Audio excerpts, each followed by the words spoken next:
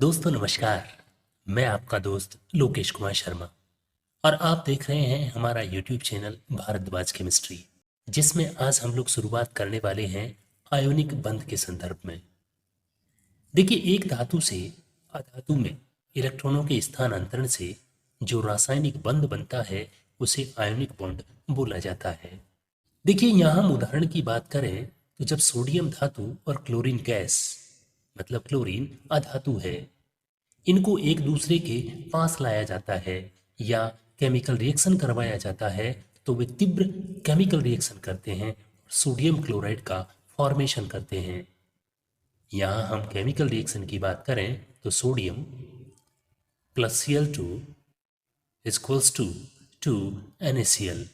देखिए, sodium chloride में जो बॉन्डिंग होती है उसको हम इस प्रकार से समझा सकते हैं।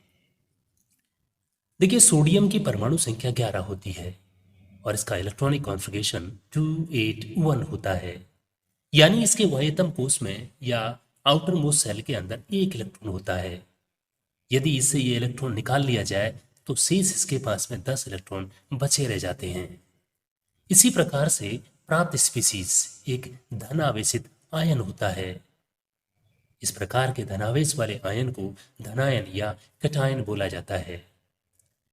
इस प्रकार सोडियम परमाणु से सोडियम धनायन प्राप्त होता है। दोस्तों, सोडियम धनायन में 11 प्रोटॉन होते हैं परंतु केवल 10 इलेक्ट्रॉन होते हैं। इसके वाह्यतम कोश मतलब आउटर मोस्ट सेल में 8 इलेक्ट्रॉन्स होते हैं।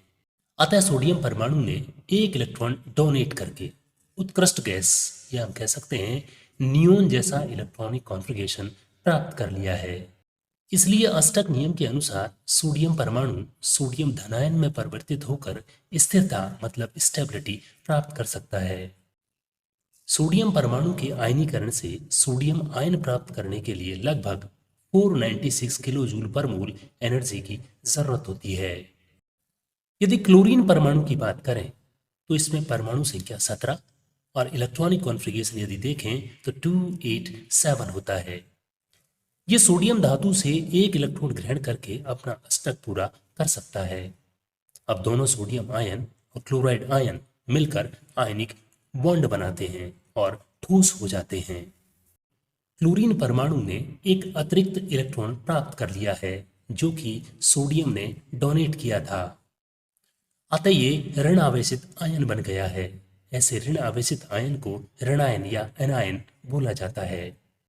क्लोराइड आयन के वाह्यतम कोश में 8 इलेक्ट्रॉन होते हैं जो कि अष्टक नियम के अनुसार एक स्थायी मतलब स्टेबल इलेक्ट्रॉनिक कॉन्फ़िगरेशन होता है। क्लोरीन परमाणु से क्लोराइड आयन बनने पर अप्रॉक्स 349 किलो जूल पर मोल एनर्जी रिलीज होती है।